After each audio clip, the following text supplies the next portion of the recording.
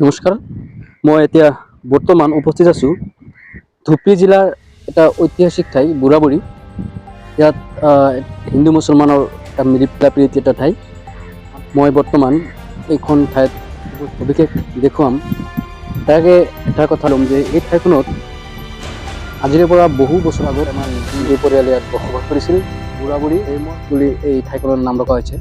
এই ঠাইখনে এটা ঐতিহাসিক ঠাই বুলি জনাজাত। এখন ঠাইত আহি উপস্থিত এটা ঐতিহাসিক ঠাই আৰু এই ঠাইখনত মানুহে দূৰ দূৰণিৰ পৰা মানুহ আহি ইয়াত ফুৰিবলৈ আহে, কাৰণ ইয়াত নদী ইয়াত আছে, যি ব্ৰহ্মপুত্ৰ নদী। নদীৰ কাষতে এটা ঠাইত সুকীয়াভাৱে এই ঠাইখন আছে আৰু এই ঠাইখনত মানুহে আহি ইয়াত ফুৰিব আহে আৰু এইখন ঠাইদি আপোনাৰ ধুবুৰীলৈকে যাব পৰা এটা ব্যৱস্থাও আছে। এতিয়া বৰ্তমান ঠাইখনত ইমান সুন্দৰ এটা পৰিৱেশ নাই, কাৰণ এই ঠাইখন ভাল এটা দৃশ্য যেনিবা আগত আছিল, কিন্তু বৰ্তমান নাই। কাৰণ চাওক, নদীৰ কাষত এনেকৈ শিল, ডাঙৰ ডাঙৰ শিলেৰে ভৰপূৰ আছে। এইটো এটা ব্ৰহ্মপুত্ৰ নদীৰ একেবাৰে কাষত। চাওক, এই ইয়াতে নদী আছে। চাওক, এই যে নদীখন দেখাই আছো, এইটো হ'ল ব্ৰহ্মপুত্ৰ নদী। নদীৰ কাষত পাথৰ, ডাঙৰ ডাঙৰ শিলৰে ভৰ্তি হৈ আছে।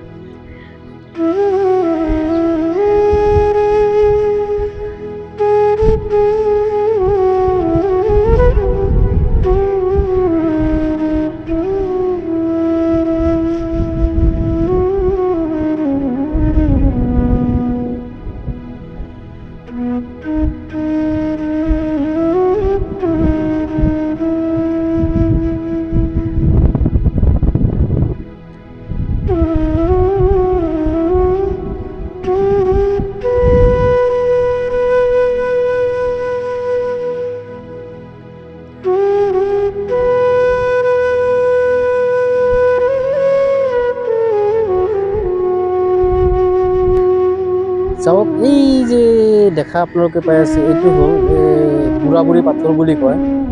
এইটো হ'ল বুঢ়াবুৰী পাথৰ, যি পাথৰ নেকি মানুহৰ অতীত কথা বুলি মানুহে কৈছে যে পানী আহিলে এই পাথৰখন কেতিয়াও নুডুবে।